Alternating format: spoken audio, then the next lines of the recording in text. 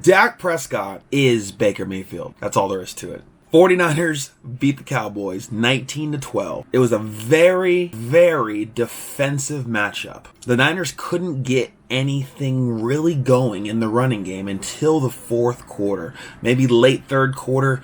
That's when they just started to beat the Cowboys down. Lanes started to open up. Things started to happen in a positive way. Still didn't have an amazing game on the ground. They did run the ball 32 times though. I said they needed to get it over 40. They got it to at least 32. I'll take it. But only got 113 yards on the ground. That's 3.5 yards a carry. It got it down tonight.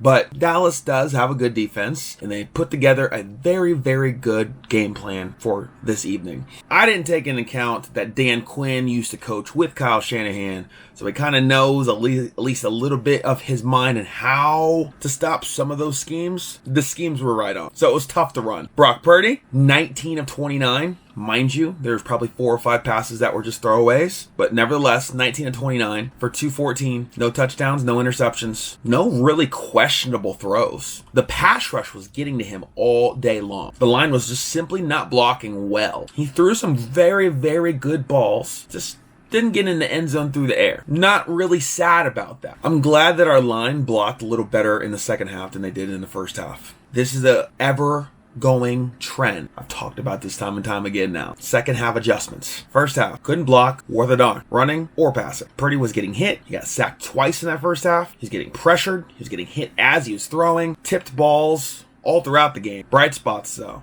George Kittle, 5 catches for 95 yards. They still threw the ball to Christian McCaffrey 6 times. He only got 22 yards, but 6 receptions, 10 carries, 16 touches in the midst of this defensive game. They tried. You could tell that Dallas's game plan was to shut McCaffrey down, isolate him, and make everybody else beat us. And you know what?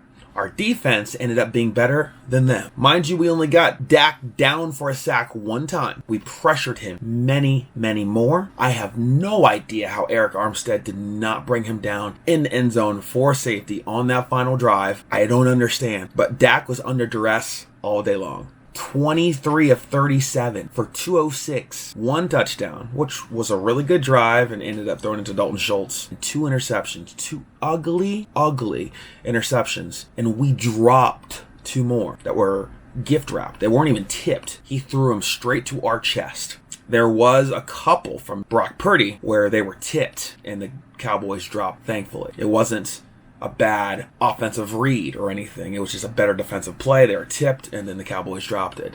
The Dak dropped interceptions were in the middle of our numbers. I don't know where he was throwing the ball to. No clue. I don't think he knows. This is exactly who Dak is. This is the guy that led the league in interceptions right here. This is the fraud that's upon our hands, folks. Dak Prescott is Baker Mayfield. All the potential in the world, this high ceiling level, you see shining glimmers of it. But in big time moments like this, big time games, legacy games, they were saying, this is the real Slim Shady that stood up tonight. Man, CeeDee Lamb did his thing, had 117 yards, figured he would. He's a monster. You know the big game-changing moment that happened in this game? In the first half, Tony Pollard went out. Tony Pollard went out with an ankle injury. I hate to see it, but that was the defining moment in this game. Because Pollard, you could tell, was a focal point of the offense. Kyle Shanahan had already identified it as a focal point of shutting it down for his team, period. Him coming out changed everything for the Dallas Cowboys because Ezekiel Elliott is not that dude anymore. He's just not. 10 carries, 26 yards. Mind you, we have the best rush defense in the league. Still, Zeke ain't that dude. Somehow they had Zeke out there playing center on the final play of the game. McCarthy, what are you doing? that whole formation on the final play of the game. What the heck was that? Just run a play. Anyways, their kicker, Mr. Mayer, he did make a couple of field goals in this game. Good for your ego. Still needs to get cut. He missed another extra point. The game should have been 19-13, and the Cowboys with the ball at the end, driving down to win the game by a point. If the Cowboys would have drove down and scored and it was 19-18, they would have had to go for 2. Because you can't trust your kicker to make that kick. You can't. He's missed 5 straight extra points. You can't trust him.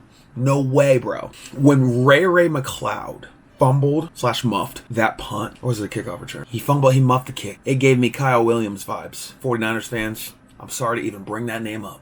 Thankfully, it ended up being okay. And Ray Ravencloud actually returned the ball past the 50 the next opportunity he got. So he made up for it. Please don't ever do that to me again. I was very confident throughout the entire game, despite how close the score was and how our offense just couldn't really get it going because of how good their defensive alignments were, and their execution was phenomenal all day long. I'm talking about the Dallas Cowboys. Like, their defense played hard today. But there in the end, when we just kept giving them a chance and they were just close, that's the only time my heart was beating way too fast. I thought Fred Warner had an amazing game. He led our team in net tackles today as well with 9. I think Jimmy Ward in the slot had an amazing game defensively. Almost had 2 picks. Hufanga was flying all over the field. Could have had multiple sacks / TFLs. Tackling a little bit too high. Way too high. Needs to lower his pad level, and he makes those plays. Same thing for Eric Armstead. Cowboys line was holding our defensive line all day long. They called it on the first play of the game. The rest did. Thank you. Didn't call the rest of the day. Maybe a couple times, but it was...